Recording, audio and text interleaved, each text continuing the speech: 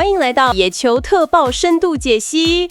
今天我们要彻底拆解休斯顿太空人队牛棚里今年开季的秘密武器，就是那个背号17号的台湾右投手邓凯威。我们必须先把时间倒转，回到今年，也就是2026年的1月底。巨人队为了补强中外野的防区漏洞，砸下2年$2050万签下了 Harrison Bader。这下子40人名单就满了，40人名单就是40个位置。Bader 进来了，就得有一个人打包走人。当制服组在扫描名单，寻找那个可以被牺牲的对象时，邓凯威就成了最显眼的目标。我们摊开他2024与2025年的大联盟成绩，总计12场出赛，防御率是惨烈的7.30。但更让高层却步的，其实是他无法控制场面的保送率，还有高达8次的触身球。这在总管眼中，就代表着他在投手丘上随时可能制造灾难，是一个控球有隐忧的牛棚备胎。可是他在3A 投了57局，防御率3.63，而且有一项数据简直亮眼到刺眼。哦，哪一项数据？Steven 大大的肝需要您的守护。如果您想支持我们继续产出高品质的棒球分析，欢迎加入会员干爹行列，还有专属福利回馈给您哦，感谢支持。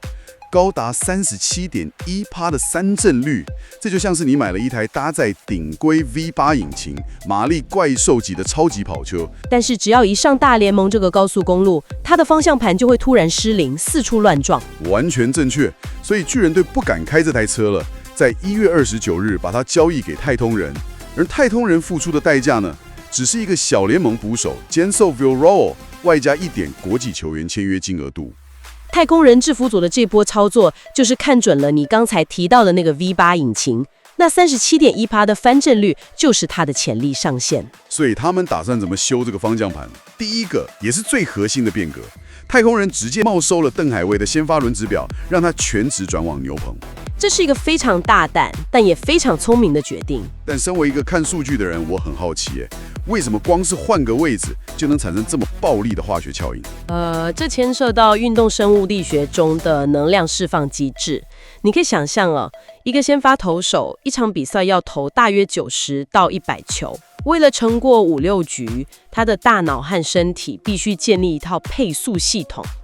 他的每一次挥臂，每一次下半身的发力，都只能维持在85% 到90% 的输出，不然到了第3局，他的肌肉就会力竭了。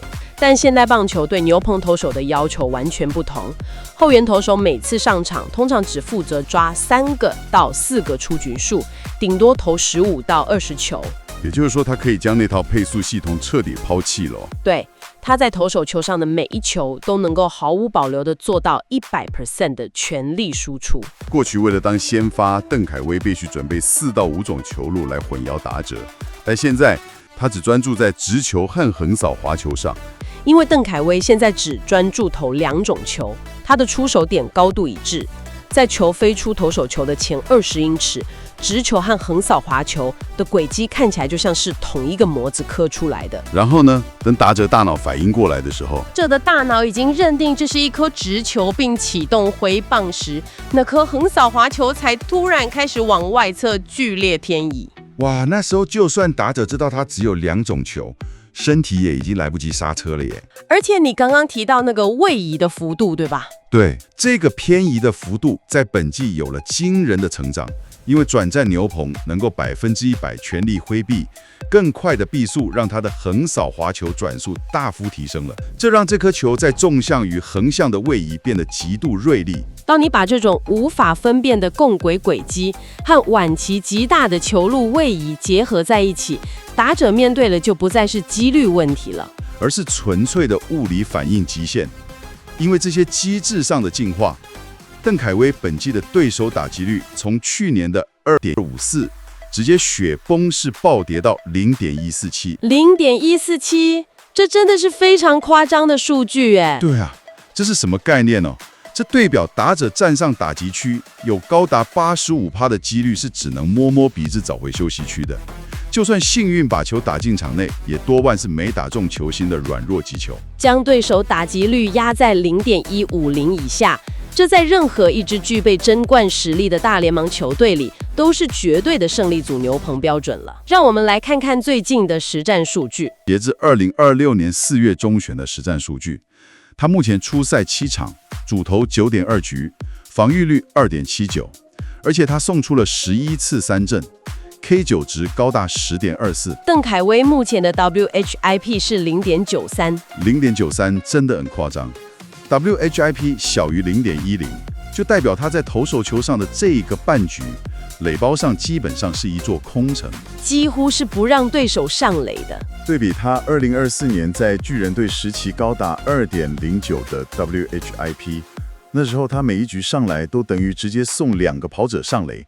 那对教练团来说，简直是心脏病发作的节奏啊 ！WHIP 从2.09降到0.93，这说明了他现在不仅能三振对手，更重要的是，他剥夺了对手靠着保送或安打上垒堆叠危机的机会。4月8号对战科罗拉多洛奇，4月11号对西雅图水手，还有4月14号再次对上洛奇。这3场表现如何？这3场比赛合计3.1局的投球中，你猜他被打出几支安打？0支，垒包上干净的连一粒沙都没有。连续3场无安打的后援表现，这确实是极致压制力的展现。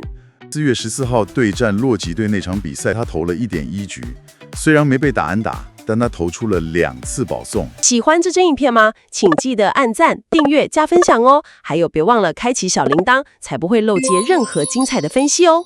1.1局投出2次保送，这比例的确偏高。对呀，在抓下4个出局数的过程中，免费送了2个人上垒，所以在垒有伤人的高压情况下，还想要硬碰硬拼三振，这根本是很危险的吧？没错，我们必须承认，他的控球隐忧并没有完全消失。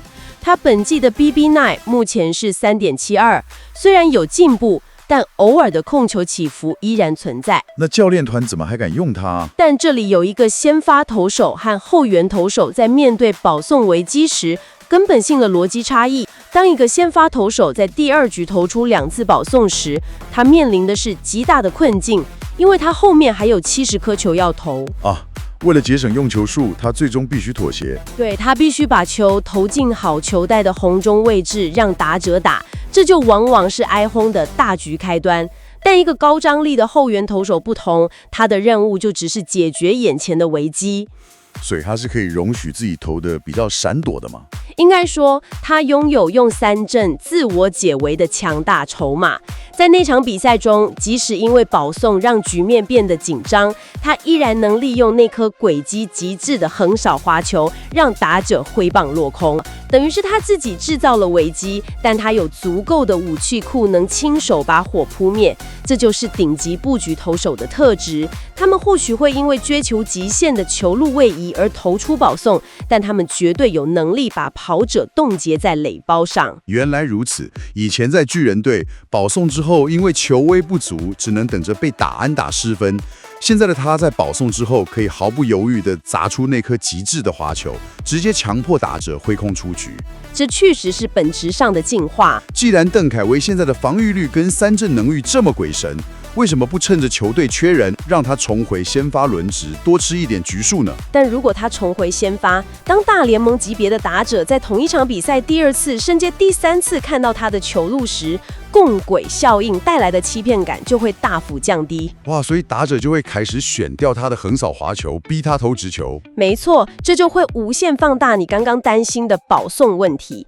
第二，一旦回到先发，他势必得重启那套配速系统。那他的球速跟滑球的转速都会下降，那靠 V8 引擎等于又被限制住了。正是如此。相反地，在大联盟现在的生态中，一个能在第7、第8局稳定吃下高张力局数，拥有超过10的 K 耐值和不到1.0的 WHIP 的布局投手，他的战略价值绝对不亚于一位吃局数的4号或5号先发。而且我觉得他如果想彻底站稳大联盟顶尖布局投手的位置，现在只剩下最后一道关卡了，也就是控球的稳定度。对，必须进一步修饰好球带边缘的控球，减少4月14号那种非必要的4坏球，因为如果场景换到10月份的季后赛，在1分差的绝境下，那2个保送可能就会直接毁掉一整季的努力啊。看完了他4月份这鬼神般的压制力，你觉得邓凯威今年有没有机会挑战单季15次以上的中继成功呢？这很值得期待哦。感谢各位收听今天的野球特报，我们下次再会。